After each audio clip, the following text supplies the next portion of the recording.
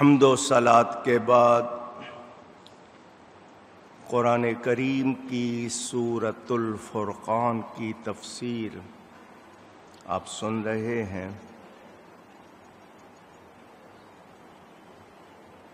گزشتہ جمعوں میں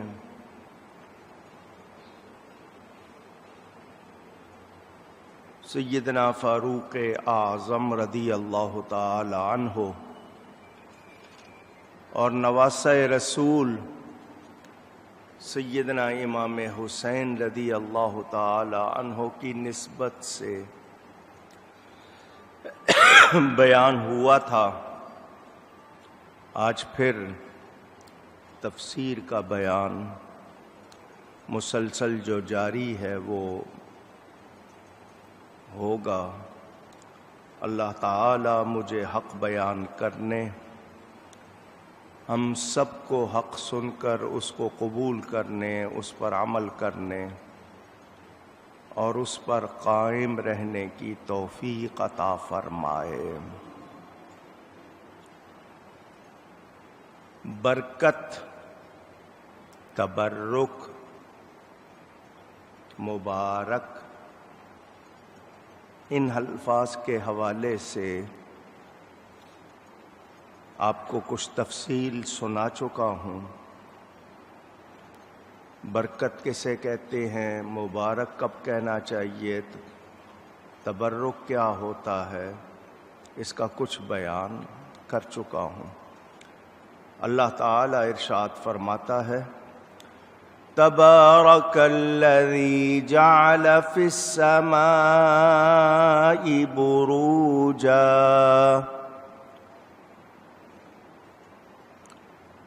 وہ بڑی برکت والا ہے جس نے آسمان میں برج بنائے۔ وَجَعَلَ فِيهَا سِرَاجًا وَقَمَرًا مُنِيرًا، اور ان میں چمکتا چراغ رکھا اور چاند۔ سراج سورج کو کہتے ہیں، قمر چاند کو کہتے ہیں، منیر چمکا دینے والا، یہ رب نے بنائے ہیں۔ وہ لوگ جو چاند اور سورج کی پوجا کرتے ہیں وہ یہ سن لیں کہ چاند اور سورج بھی میرے رب نے بنائے ہیں، ان میں روشنی بھی میرے رب نے رکھی ہے، وہ جب چاہے انہیں بے نور کر دے۔ سورج گہن، چاند گہن، گرہن بھی کہتے ہیں، مون اکلپ، سولر اکلپ انگریزی والے کہتے ہیں، تو اللہ تعالیٰ کے یہ بنائے ہوئے ہیں۔ یہ آسمان کے گھیرے میں ہیں، آسمان ان سے بہت دور ہے۔ آسمان کتنا بڑا ہے اس حوالے سے بھی آپ بیان سنتے رہتے ہیں۔ یہ ساتوں آسمان عرش کے سامنے کیا ہیں یہ بھی آپ کو میں بتا چکا ہوں۔ اللہ تعالیٰ کا عرش کتنا بڑا ہے سمجھنے کے لیے پھر سن لیں، ایسے کہ اللہ تعالیٰ کے عرش کے سامنے یہ زمین و آسمان، ساتوں آسمان ایسے ہیں جیسے ایک بہت بڑے تھال میں چونیاں رکھی ہوں۔ یہ سورج جو آپ کو زمین سے ایک ٹکیا کی طرح نظر آتا ہے، روئے زمین جتنی زمین ہے اس طرح کی 150 اور ہوں تو سورج ان سے بھی بڑا ہے۔ رب کی قدرت کیسی ہے؟ اس طرح کے اور کتنے سورج ہیں، کتنے اجرام فلکی ہیں، سائنسدان ابھی تک ڈھونڈ رہے ہیں، کوشش کر رہے ہیں جاننے کی، اور ہم یہ سب جانتے ہیں۔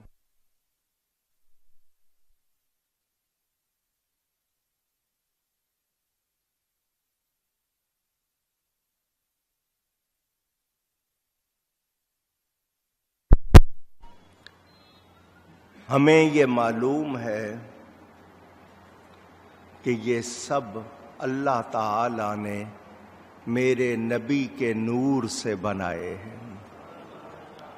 چاند بھی، سورج بھی میرے نبی کے نور سے بنے ہیں۔ خود نبی پاک صلی اللہ علیہ وآلہ وسلم کا ارشاد، انا من نور اللہ والخلق کلہم من نوری، میں اللہ تعالی کے نور سے ہوں، باقی ساری مخلوق میرے نور کے فیضان سے بنی ہے۔ تو جب ان کے نور سے بننے والی چیزیں چمک رہی ہیں، اللہ نے اپنے نبی کو کتنی شان والا بنایا ہے۔ یہاں علماء نے، مفسرین نے بہت کچھ لکھا ہے، میں اس کے حوالے سے صرف اتنا عرض کروں کہ عقل والا ذی شعور توجہ سے اس کائنات میں جب غور کرتا ہے تو اس کو پتہ چلتا ہے کہ یہ رات دن کیا ہے، رات کیا ہے، سورج، چاند، ستارے، یہ سب وہ جب رب کی کائنات میں غور کرتا ہے تو وہ حیران رہ جاتا ہے، اللہ کی قدرت پر کہتا ہے سبحان اللہ، پاک ہے میرا رب، بڑی شان والا۔ اس کی قدرت نے کیا کیا چیزیں ہمارے لیے بنائی ہیں، ہم دیکھتے رہ جاتے ہیں۔ کیا مطلب کہ اللہ تعالی کی پہچان کے لیے یہ سب چیزیں ہم پر واضح کرتی ہیں، ہمیں بتاتی ہیں کہ ہم دیکھیں اور سمجھیں اور رب تعالی کو پہچانیں۔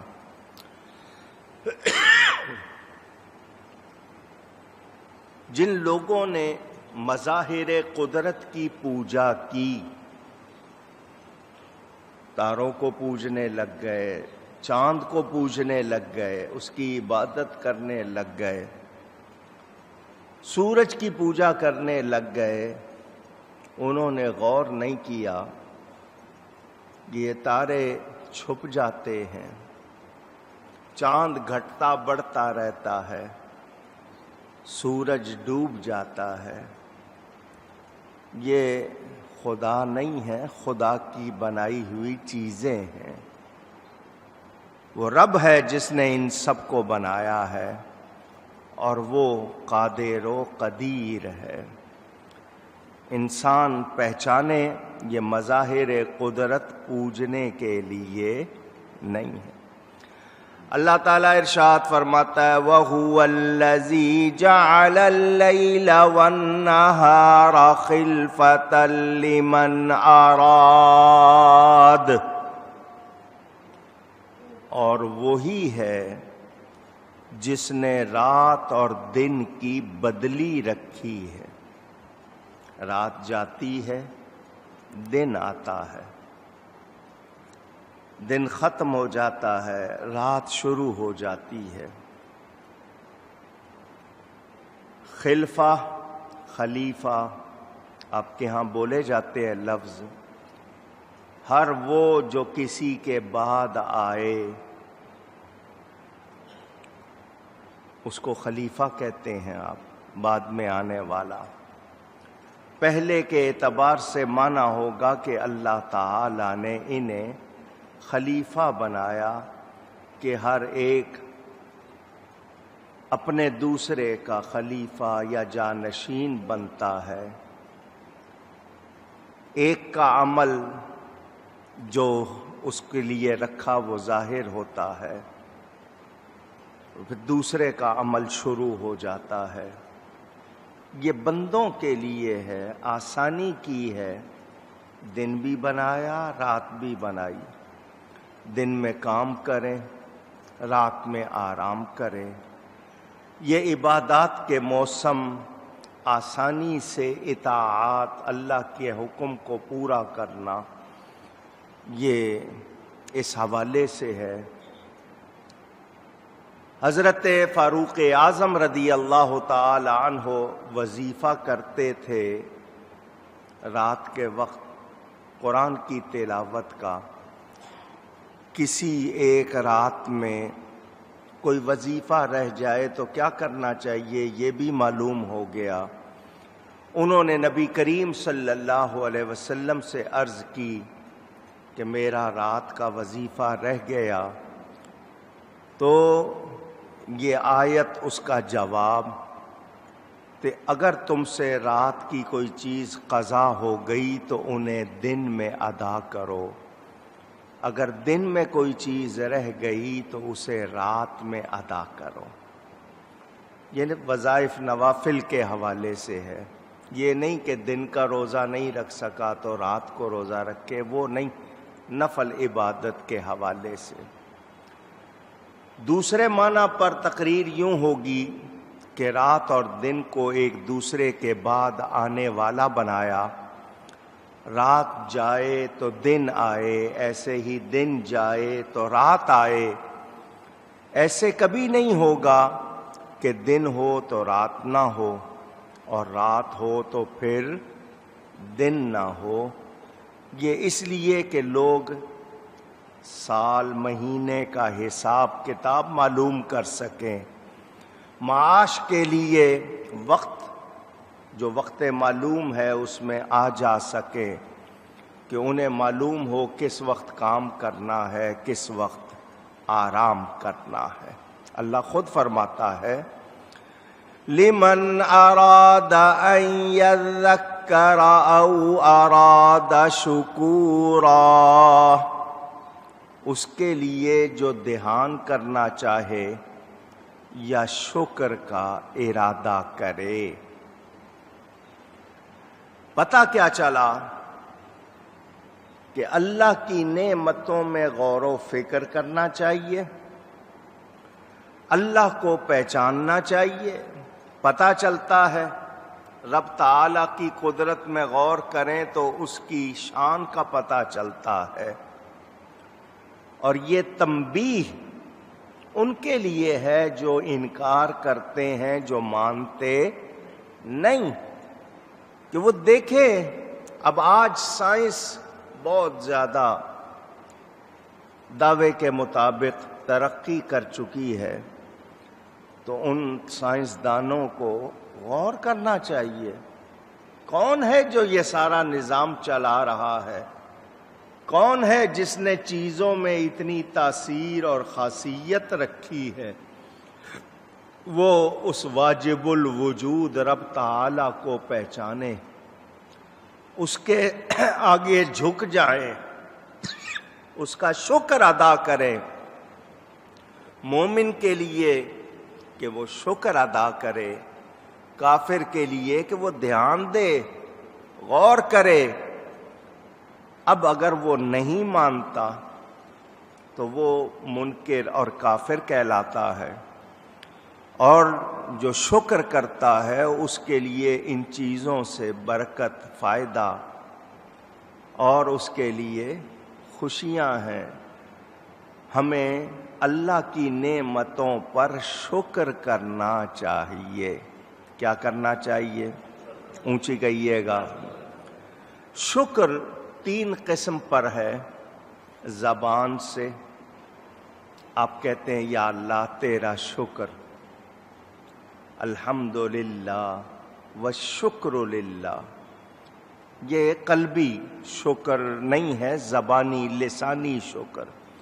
دوسرا، دل سے نعمت کا دل میں تصور ہو، اعتراف ہو، دل مانتا ہو اور دل سے قبول کرتے ہوں، یہ قلبی شکر ہے۔ اور جملہ اعضاء سے نعمت کا بدلہ اتارنا، نعمت کی قدر کرنا، اس کے لیے جو احکام ہیں ان کو پورا کرنا، یہ شکر کی تیسری قسم۔ میں سمجھانے کے لیے ایک دو باتیں کر دیتا ہوں۔ ہمارے جسم پر جانے کتنے بال ہیں، یہ ہر بال اس کی عطا ہے۔ میں کسی ایک بال کا بھی پورا شکر ادا نہیں کر پاتا۔ میں پورے جسم پر غور کروں، میرے جسم میں ہڈیاں کتنی ہیں، جوڑ کتنے ہیں، گوشت کتنا ہے، خون کتنا ہے، رگیں کتنی ہیں، 72,000 رگیں بیان کی گئی ہیں شاید، اگر مجھے صحیح یاد ہے، یا اس سے بھی زیادہ۔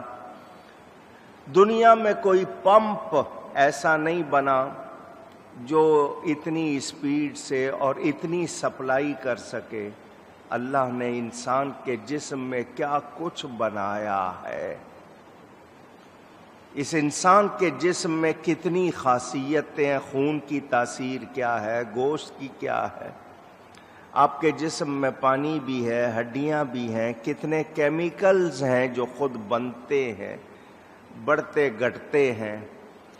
تو یہ ہمارے لیے بہت ہی غور کرنے کا مقام کہ ہم رب کی بنائی ہوئی چیزوں میں غور کریں اور پھر ہماری زبان سے بھی شکر جاری ہو جائے، دل میں بھی اس کی قدر ہو اور ہم ہر چیز کا استعمال ویسا ہی کریں جیسا کرنے کا حکم۔ پانی پیاس بجھاتا ہے۔ جب پیاس لگی ہو، پیاس بھڑک رہی ہو، کیا حالت ہوتی ہے بندے کی؟ پانی کے لیے بے چین ہوتا ہے۔ پانی ملا، اس نے گھونٹ بھرا تو زبان سے کہنا شکر ہے۔ پانی جسم میں گیا، کتنی راحت ملی، کتنا مزہ آیا۔ یہ دل کا تسلیم کرنا کہ یہ پانی کتنی بڑی نعمت، یہ دل کا شکر ہوگا۔ اور اس پانی سے صحیح فائدہ اٹھانا، اس کو ضائع نہ کرنا، بلکہ جو احکام اس کے لیے ہیں اس کو پورا کرنا، یہ پورا شکر ہوگا۔ آنکھ ملی ہے، کیا کرنا چاہیے؟ اس کا صحیح استعمال، یہ اصل شکر ہوگا۔ زبان سے کہنا، زبانی شکر، دل سے تسلیم کرنا، دل کا شکر، اس کا صحیح استعمال کرنا، اس کی پوری قدر کرنا، یہ پورا شکر ہوگا۔ تو ہمیں اللہ کی ہر نعمت کی قدر کرنی اونچی چاہیے۔ شکور قدردان کو بھی کہتے ہیں، قدر کرنا، کہ بندے کو چاہیے، حالانکہ یہ اللہ کا نام ہے، مگر اللہ نے نعمتیں دی ہیں تو اللہ کی نعمتوں کی قدر کرنا بندے کو کہا گیا۔ کیا جانوروں کو کہا گیا کہ شکر ادا کرو؟ پوچھ رہا ہوں۔ درخت بنایا اللہ نے، پھل کا ہو، پھول کا ہو، درخت بنائے، پتے بھی ہیں، شاخیں بھی ہیں، تنا بھی ہے، پھول بھی ہیں، اس میں پھل بھی ہیں، رنگ بھی ہے۔ کیا اس درخت کو کہا گیا کہ شکر ادا کرے؟ بندے کو، کیونکہ فائدہ اٹھانے والا کون ہے؟ بندہ۔ وہ درخت کی لکڑی ہو، درخت کا پھل ہو، درخت کی چھاؤں ہو، فائدہ اٹھاتے ہیں آپ، تو شکر بھی آپ پر ہے۔ آپ شکر ادا کریں کہ یا اللہ تیرا شکر تو نے میرے لیے نعمت بنائی ہے جس سے مجھے اتنے فائدے ہو رہے ہیں۔ اگر ہم شکر نہ کریں تو پھر ہم نعمت کا فائدہ تو وقتی طور پر اٹھا رہے ہیں، اس کا شکر نہ کر کے رب تعالیٰ کو خوش نہیں کر رہے۔ اور اللہ کا کیا فرمان؟ لَإِن شَكَرْتُمْ لَأَزِيدَنَّكُمْ، اگر تم شکر کرو گے میں نعمت میں اضافہ کر دوں گا، نعمت زیادہ کر دوں گا۔ وَلَئِن كَفَرْتُمْ، اور اگر تم نے انکار کیا، ناشکری کی، إِنَّ عَذَابِي لَشَدِيدٌ، تو پھر میری پکڑ بہت سخت ہے۔ کیا مطلب؟ نعمتوں کی بے قدری نہیں کرنی چاہیے۔ مائیں باپ بڑے چھوٹی عمر سے سکھاتے ہیں رزق کی بے حرمتی، یہ رزق گراؤ نہیں، اس کی بے قدری نہ کرو، یہ سکھایا جاتا ہے۔ آج ہمارے ہاں نعمتوں پر شکر کرنا تو دور کی بات، نعمتوں کی بے قدری کا بھی احساس نہیں کہ ہم بے قدری کر رہے ہیں، اس کا احساس بھی نہیں کہ ہم کر کیا رہے ہیں، ہم اس کو بھی نہیں سوچتے۔ اللہ تعالی ہمیں ہدایت عطا فرمائے۔